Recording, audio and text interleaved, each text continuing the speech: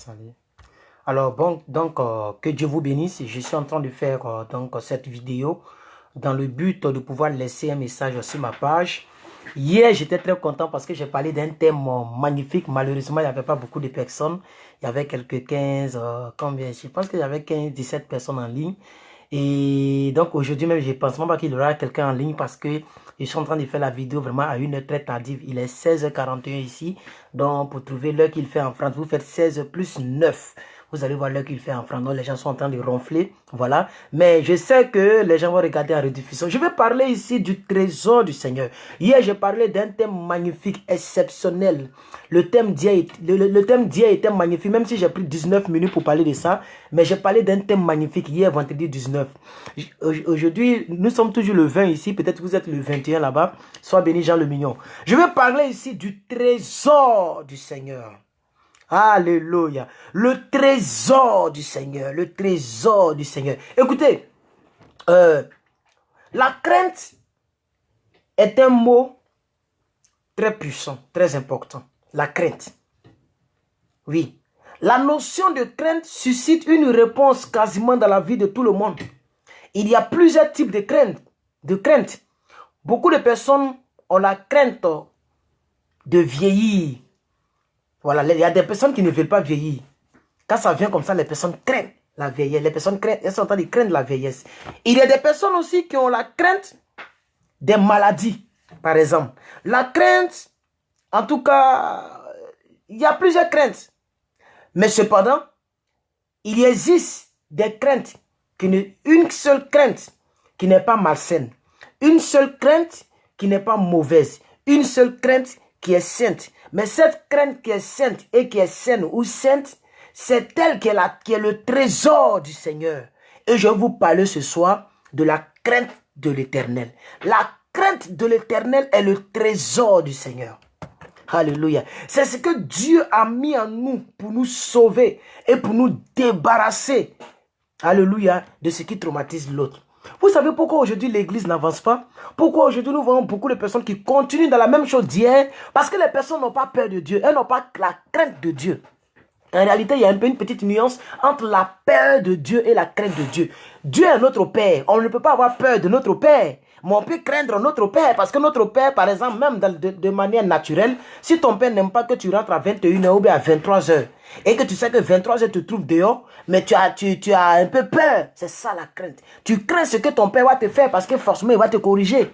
Mais de nos jours, ce que vous devez comprendre avec la crainte du Seigneur, c'est totalement différent. La crainte du Seigneur, elle est totalement différente. La crainte du Seigneur, c'est ce trésor-là que Dieu a mis en nous pour nous étaler, pour nous épargner, j'allais dire.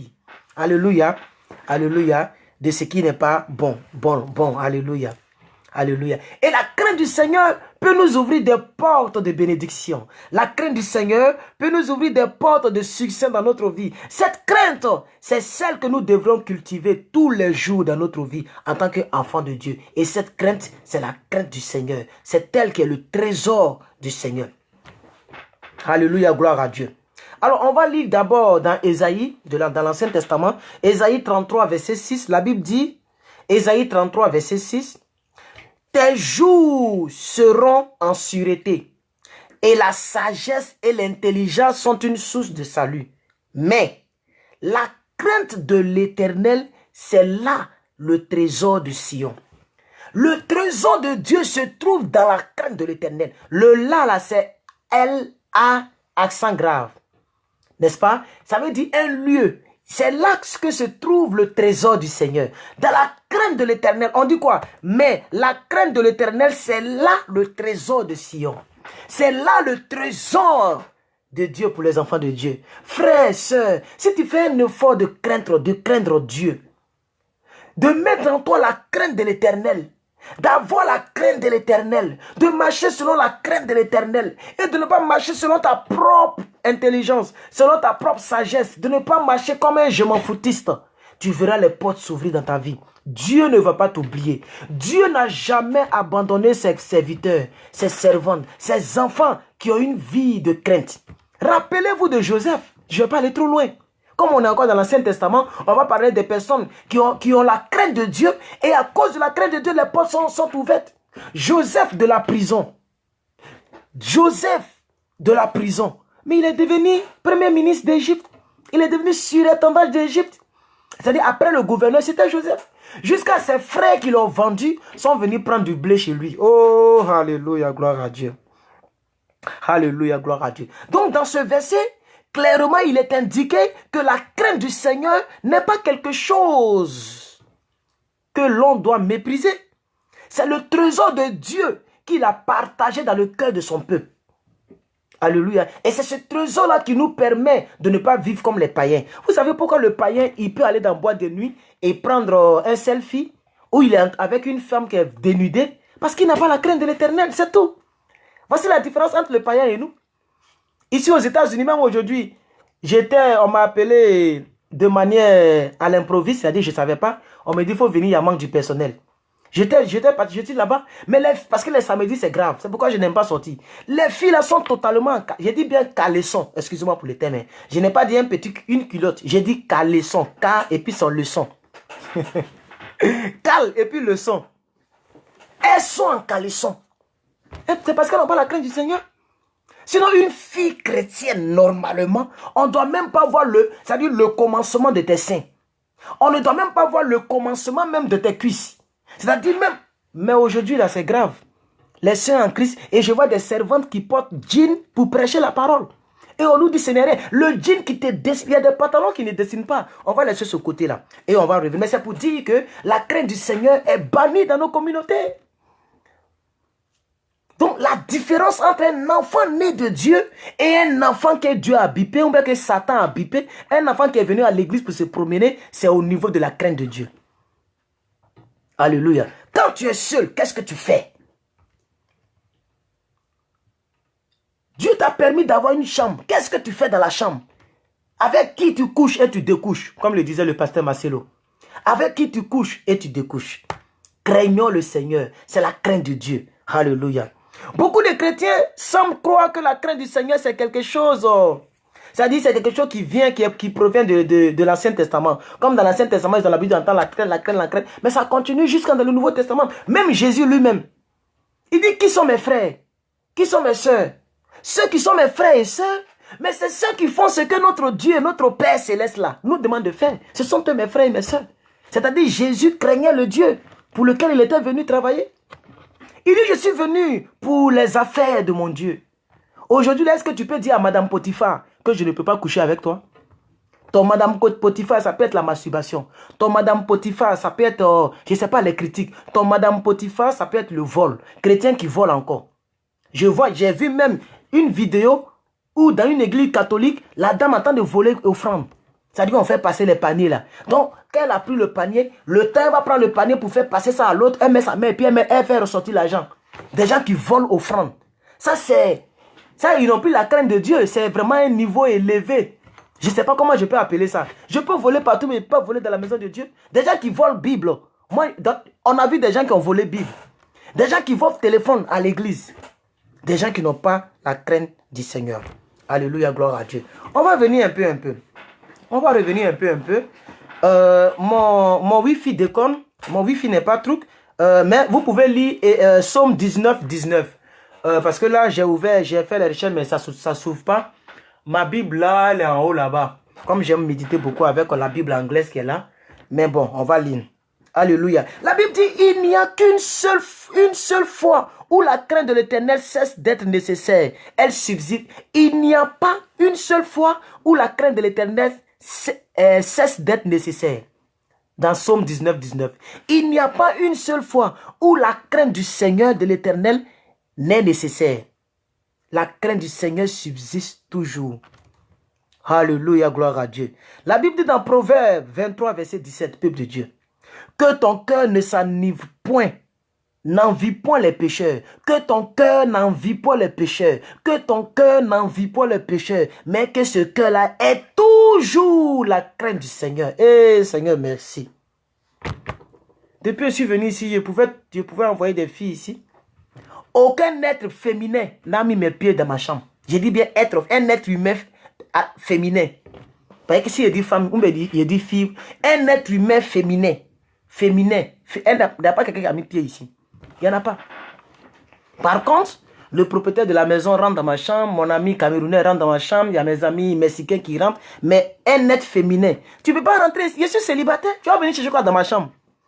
Tu vas venir chercher quoi dans ma chambre? La crainte du Seigneur te donne une discipline. La crainte du Seigneur doit être semée dans nos cœurs. Alléluia. Aujourd'hui, il y a quelqu'un qui m'a écrit qui dit, homme de Dieu, toi tu ne prêches plus parce que tu as gagné ta vie, tu ne prêches plus, on ne t'entend. Ne sais pas quand on va prêcher matin, midi, soir là, que ta vie va changer. C'est lorsque tu vas craindre Dieu, lorsque tu vas mettre la parole de Dieu, c'est là que ta vie va changer.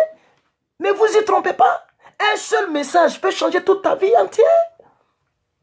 Donc ce n'est pas qu'en plus que quelqu'un va prêcher du lundi au lundi que vos vies vont changer.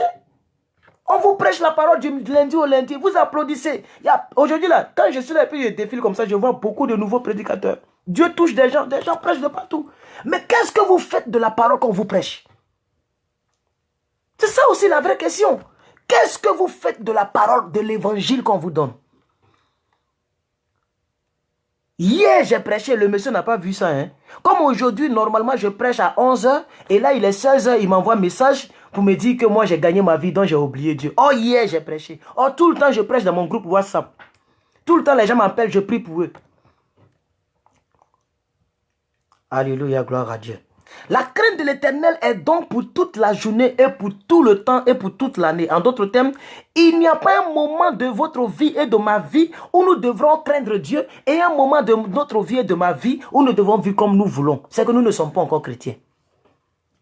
C'est que nous ne sommes pas encore chrétiens. Alléluia. Donc beaucoup de personnes ont une idée négative sur la crainte de Dieu.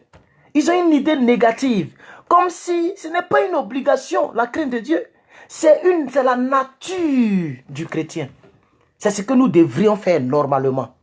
On va rentrer maintenant dans le Nouveau Testament. Comme beaucoup de personnes aiment beaucoup à faire dans l'Ancien Testament. Non, c'est démodé. Nous sommes sous la grâce. Il y a même quelqu'un, une fille qui est partie dire à l'une de mes filles spirituelles que, comme la Bible dit, nous sommes sous la grâce. Quand vous prenez dans Hébreux 8, verset 1, la Bible dit, il n'y a plus de condamnation pour ceux qui sont en Christ. Par conséquent, dès que j'accepte le Seigneur, je peux vivre comme je veux. Je peux me masturber, je peux regarder mes films pornographiques, je peux sortir avec les filles, je peux mentir, voler. Je suis déjà en Christ, donc il n'y a plus de condamnation. Même un bébé, même de CP1 ne peut pas réfléchir comme ça.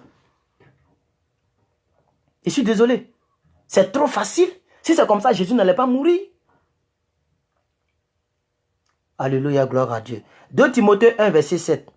La Bible dit, car ce n'est point un esprit de timidité que vous avez reçu, mais un esprit de force, un esprit d'amour, un esprit de sagesse. Attention, ils vont dire, mais il n'y a pas de crainte de l'Éternel. Calmez-vous. Dans Jean 4, verset 18. Écoutez maintenant l'esprit d'amour. La crainte n'est pas dans l'amour, mais l'amour parfait bannit la crainte. Car la crainte suppose un châtiment et celui qui craint n'est pas parfait dans son amour. Ils vont dire, mais tout est mélangé. Oui, c'est ça là qu'on vous prêche. Mais ce n'est pas de cette crainte que je parle. Ici, on parle de la crainte des choses de ce monde. Ça bannit l'amour. Par exemple, quand tu crains depuis là, est-ce que moi, je serai marié même?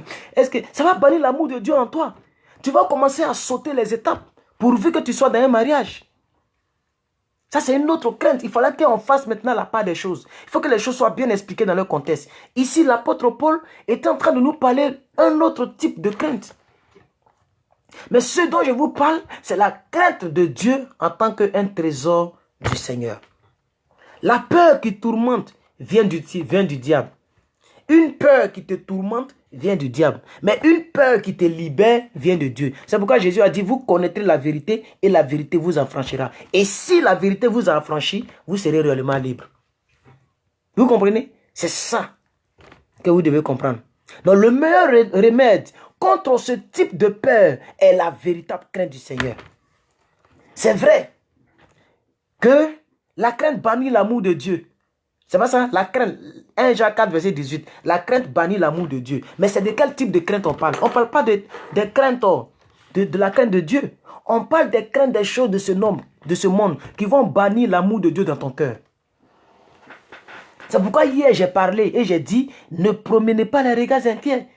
Dieu a dit, ne promenez pas les regards inquiets, car je suis avec vous. Alléluia, gloire à Dieu. Donc la crainte du Seigneur n'est pas la crainte de l'homme. Non. En fait, la crainte du Seigneur nous délivre de la crainte des hommes. La crainte du Seigneur nous délivre de la crainte des choses de ce monde. Et cette crainte nous rend capable de manifester du respect, de la considération pour le Seigneur, quelle que soit la situation dans laquelle nous nous trouvons. C'est-à-dire, quelle que soit la situation qui devrait nous faire peur, nous maintenons toujours la place que le Seigneur avait dans nos vies. Alléluia. Nous vivons toujours une vie sans frustrer le Saint-Esprit. Une vie sans frustrer le cœur de Dieu. La Bible dit pour Sodome et Gomorrhe, Dieu s'est repenti d'avoir créé l'homme. Aujourd'hui, là, Dieu se repent même de ce que plusieurs personnes l'appellent le Seigneur, l'Éternel, Jésus-Christ. Dieu même là, et puis il rit. Parce qu'il sait que ce que tu dis en public, ce n'est pas ce que tu vis. Alléluia. J'aimerais nous encourager à ranger nos vies. J'aimerais nous encourager à nous rappeler de la crainte du Seigneur. C'est le trésor du Seigneur dans nos cœurs. Il dit, j'ai mis ma parole dans leur cœur. Dieu a mis sa parole dans nos cœurs. Il a semé sa parole dans nos cœurs. Non, c'est pas quand tu vas écouter les prédications. Il faut que tu ressentes ça dans ton cœur. Ça est dans ton cœur. À cause de ça, quand je finis l'école, je dois rentrer chez moi. Je ne dois pas aller quelque part d'autre. Quand je finis les cours, je dois rentrer chez moi. C'est comme ça que tu dois vivre. Quand je finis le boulot, je dois rentrer chez moi. Si je n'ai rien à faire, je préfère suivre les messages. Je préfère méditer la parole. Je préfère écrire mes projets. Je préfère prier pour mes projets. Au lieu de laisser passer mon temps à critiquer les hommes de Dieu, insulter les hommes de Dieu, se masturber à longueur de journée, regarder une nudité d'une personne qui ne te connaît même pas. Peut-être même la personne est morte il y a longtemps. Peut-être aussi la personne même s'est convertie. La personne loue Dieu et toi, la nudité de la personne te fait pécher. Et demain, si tu meurs dans ça, tu vas en enfer et la personne va au paradis. Tu ne trouves pas que c'est foutaise? C'est foutaise. Le péché de quelqu'un me fait pécher. Oh, la personne est délivrée de son péché. Oh, non, non, non, non, non. Heureusement que j'ai compris ces choses. Le péché de quelqu'un me fait pécher. Oh, la personne, il y a longtemps, elle est délivrée de ce péché. Et moi, son péché devient mon héritage. Je refuse. C'est pourquoi un homme politique en Côte d'Ivoire dit, et j'ai beaucoup aimé ce mot, que vous connaissez, Blé Goudé. Il dit, ce qui doit gâter mon nom doit avoir un nom. Ça m'a touché. J'ai beaucoup aimé la partie là. J'ai beaucoup aimé. Ce qui doit gâter mon nom doit avoir un nom. C'est trop facile que le péché de quelqu'un me fasse pécher. Quelqu'un qui a monté sa nudité, la personne s'est convertie il y a longtemps, la personne entend de louer le Seigneur, toi tu continues de regarder ses seins. Et toi tu es dans le péché, la personne vit de la félicité éternelle. Craignons le Seigneur. Denise Latte, soyez bénie maman Denise Latte. Craignons le Seigneur. Le thème le plus approprié pour décrire la crainte du Seigneur serait la crainte respectueuse. C'est tout. Ce n'est pas qu'on a peur de Dieu, mais on le respecte. On ne dit pas à quelqu'un je t'adore et puis on ne peut pas adorer quelqu'un sans respecter la personne. Mais on voit des gens bizarrement qui sont les adorateurs du Seigneur Jésus, mais qui ne le respectent pas. Tu adores quelqu'un. Regardez un peu l'image des anciens films où on adorait le roi. Mais quand le roi vient, tout le monde se penche, c'est-à-dire tout le monde s'incline comme ça. Et nous, on dit, on est adorateur de Dieu, mais quand le péché vient, on ne peut pas résister au péché. Oh, Jésus nous a dit, résistez au diable et il fuira loin de vous. Fuyez loin de la tentation. Veillez et priez. Jésus nous a tout dit, frère. Il ne va plus mourir deuxième fois pour nous. C'est à nous de prendre notre responsabilité. Donc vous devez comprendre que la meilleure définition de la crainte, c'est le respect de Dieu. Ici, là, quand je conduis, je ne conduis pas bêtement. Quand je conduis, quand on me met 30, on appelle ça speed limit, c'est-à-dire la vitesse limite sur cette voie-là, c'est 30 km/h. Je respecte ça. En fait, je crée ce qui va m'arriver si je roule à 50 km/h. Les policiers sont remplis partout ici. Vous connaissez que les États-Unis, la sécurité est très élevée. Ils ont des drones un peu partout, tout est surveillé. Par exemple, un jour, je n'étais pas au-delà du speed limit. Mais j'ai démarré, c'est-à-dire j'ai démarré rapidement. Puisque je devais arriver à la maison vite pour passer en direct. Donc dès que j'ai pris la nourriture, c'est-à-dire j'ai appuyé sur l'accélération. Le seul fait que j'ai démarré rapidement, voilà un policier derrière moi. Je ne sais pas où le véhicule est quitté, mais il est derrière moi. Mais comme il n'a pas allumé, parce que quand ils veulent t'arrêter, ils mettent leur gyrophare là. Donc il n'a pas fait, mais il était collé derrière moi. Ils voulaient voir. C'est-à-dire, pendant qu'ils sont derrière toi, ils sont en train de vérifier l'immatriculation comme ça pour voir si la voiture t'appartient. pour voir pourquoi, qu'est-ce qui ne va pas. Comme tu n'as pas, je n'ai pas afreint aux lois, je n'ai pas roulé au-delà des 30 km/h, ils ne m'ont pas arrêté. Mais ils ont dû vérifier ma plaque et ils ont vu que l'homme nègre, le noir qu'ils sont en train de voir, c'est pour lui la voiture. Et après, arrivé à un moment, quand il y a un feu qui était là, quand je me suis arrêté au feu, j'ai vu, ils ont fait demi-tour, ils sont partis.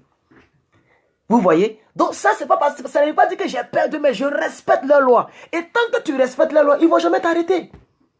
Ils ne vont jamais t'arrêter. Tant que tu respectes. Mais c'est la même chose dans le royaume de Dieu. On pleure que nos vies ne changent pas. On pleure que nos bénédictions tardent. Mais on ne respecte pas le Dieu qu'on prie. Je ne sais pas si on se comprend. Vous, les quelques personnes et moi là, est-ce qu'on se comprend? N'accusons pas Dieu. Dieu nous a donné un trésor qui est sa crainte, ok? Donc les thèmes les plus appropriés pour décrire donc la crainte du Seigneur serait une crainte respectueuse. Ou bien si vous voulez, une réponse à la vénération de Dieu. Ok? C'est-à-dire, le fait que tu adores le Seigneur là, c'est la réponse de ton adoration. Est-ce que vous comprenez? Ou bien une conséquence de ton amour. C'est-à-dire, parce que j'aime le Seigneur, Madame Potiphar, je ne vais pas coucher avec toi. Parce que j'aime le Seigneur, toi le roi, je ne vais pas adorer ta statue. Si tu veux, jette-moi dans le feu. Allez-y demander à Meshach, Shadrach, Abednego. Ils vont vous donner les nouvelles. Parce que j'aime le Seigneur, je ne vais pas m'incliner devant un roi. Allez-y demander à Daniel. Il vous donnera les nouvelles. La crainte du Seigneur va t'ouvrir les portes. La Bible dit que Daniel a été rétabli dans le royaume. Il a été un homme respectable. Parce qu'il a craint le Seigneur. Il a préféré craindre le Seigneur que de craindre l'homme. Joseph a été sur l'étendard d'Égypte parce qu'il a préféré craindre Dieu au lieu de craindre Madame Potiphar. Parce que Madame Potiphar l'a mis pied au mur. Hein. Madame Potiphar dit, si tu ne sors pas avec moi, je vais dire à mon mari, ils vont te mettre en prison. Il dit, il n'a qu'à me mettre en prison.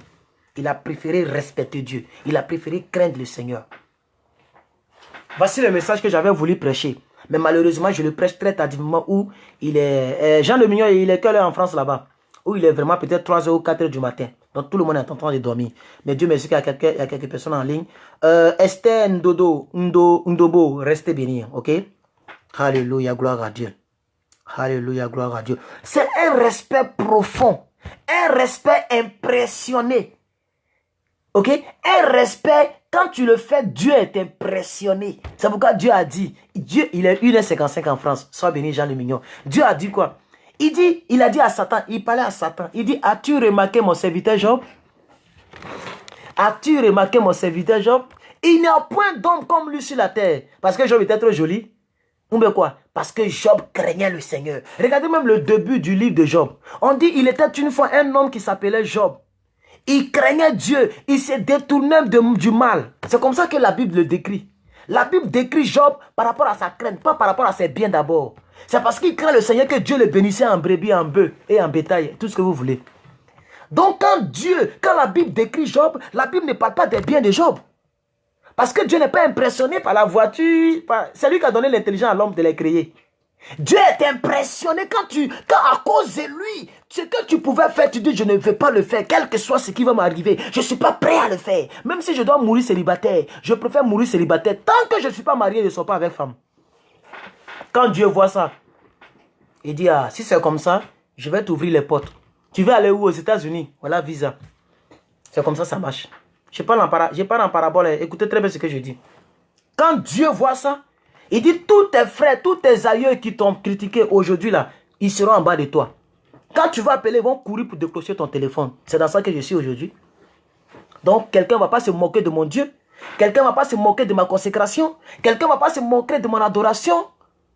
On peut pas, tu vas te moquer de moi, pourquoi? Comment même? Comment? Et Dieu n'a rien fait encore dans ma vie. Alléluia. C'est une crainte respectueuse et respectable. Une crainte expressionnée. Un profond respect impressionné. Quelque chose qui dérange le royaume des cieux. Alléluia. Cela exprime notre réaction face à la majesté suprême, face à la puissance suprême, face à la sainteté suprême. Alléluia. Quand tu crains le Seigneur, c'est la réaction. Quand tu regardes la grandeur de Dieu, tu réagis à cette grandeur et tu te jettes à l'eau. C'est pourquoi Onel Mala a dit, jette ton pain sur les eaux, demain tu le retrouveras. Comme tu ne sais pas le chemin du vent, ni comment se forme un enfant, tu ne sais pas... Il a dit quoi? il dit, tu ne connais pas le chemin du vent. Tu ne connais pas comment se forme un enfant dans le ventre de sa mère. De la même manière, tu dois respecter ce Dieu-là. Parce que nous étions liquides, nous étions spermatozoïdes. Mais voilà, nous aujourd'hui, on a des dents, on a la force, on peut se tenir debout pendant des heures. Tu peux expliquer ça? C'est quelle science qui peut expliquer ça? Donc c'est le respect profond face à cette dimension de puissance qui est Dieu. Ils vont créer un robot, ils ne vont jamais créer la chair. Ils ne vont jamais créer les nerfs. Ils seront là pour étudier seulement les nerfs. Ils seront là pour étudier seulement le crâne. Ils ne peuvent pas fabriquer le crâne. C'est ça qui est la vérité. Et c'est ça là que nous respectons. Il est la majesté éternelle. Alléluia. Craignons le Seigneur. Alléluia. Un autre terme que j'aimerais utiliser pour décrire la crainte du Seigneur, c'est la vénération. La vénération est une réponse à la révélation de Dieu. Il y a d'autres qui disent, nous on vénère Marie, mais on n'adore pas Marie. Allez-y bien chercher la définition. La vénération, c'est une réponse à la révélation divine. Alléluia. C'est ça la vénération. Alléluia. Vous ne pouvez pas éprouver de la vénération sans révélation. C'est quand quelque chose est rentré en toi que tu décides de vénérer la personne. Alléluia, gloire à Dieu. Quand Dieu se révèle lui-même à toi, et pour que Dieu se révèle à toi, il faut qu'il mette sa crainte dans ton cœur. Rappelez-vous, quand vous étiez de nouveaux chrétiens, vous pouvez témoigner comment vous viviez. Quand tu es nouveau chrétien, mais tu fais attention à tout ce que tu fais. Tu as comme l'impression que demain, Dieu va venir, Dieu va t'enlever. Tu fais attention à tout ce que tu dis. Mais 5 ans plus tard, 10 ans plus tard, Yeke sont les grands critiqueurs, les grands masturbateurs, les grands voleurs. Que Dieu nous pardonne. Alléluia. On va lire dans Genèse 31, verset 42. Je ne vais pas trop durer. Je suis hyper fatigué, mais je vais vous laisser le message quand même. Je vais bientôt terminer. Genèse 31, verset 42. La Bible dit, si je n'eusse pas eu pour toi, pour moi, le Dieu de mon père, le Dieu d'Abraham. Vous savez qui parle? Vous savez qui parle? C'est Jacob. C'est lui qui craint Isaac. Tu m'aurais maintenant renvoyé à vide. Dieu a vu ma souffrance et le travail de mes mains. Et hier, il a prononcé son jugement. Si je n'avais pas Dieu dans ma vie, toi, Laban, tu m'aurais renvoyé à vide. Quand tu crains le Seigneur, Dieu ne va jamais permettre que quelqu'un te trompe. Jamais.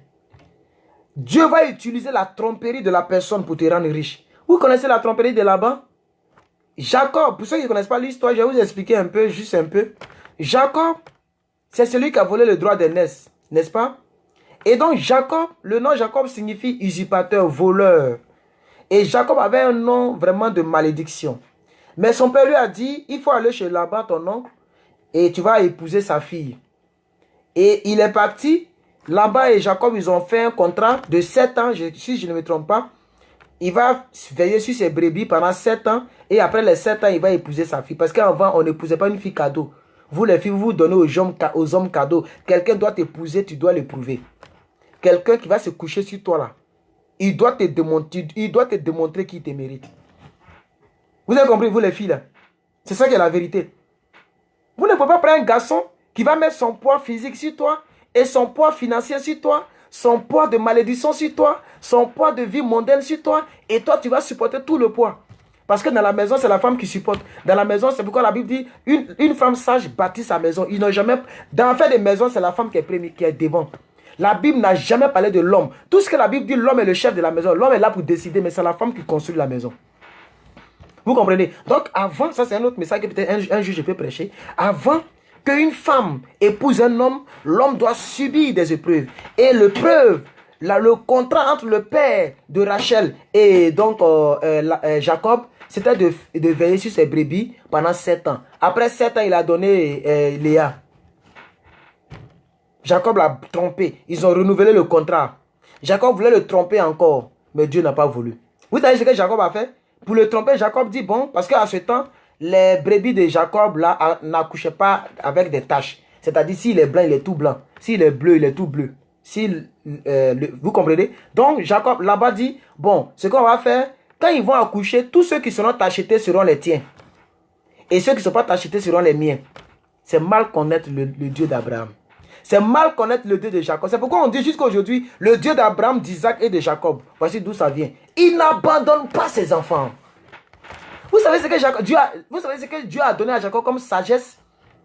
Parce que Jacob craint son nom. Jacob a mis les fleurs dans l'eau que les brebis la buvaient. À chaque fois que les brebis sont en train de boire, ils voient des taches sur l'eau. Ils voient des taches. Or, ce que tu vois, c'est ce qui t'arrive.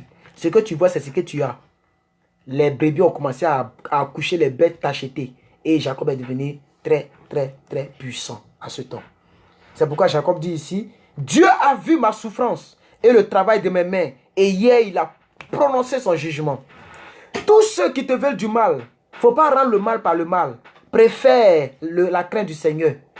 Continue de respecter ton Dieu. Continue de craindre ton Dieu, mon frère, ma soeur. Dieu va prononcer son jugement sur toi. Dieu va prononcer son jugement. Et tu ne vas pas finir ta vie ainsi. Alléluia, gloire à Dieu. Gloire à Dieu.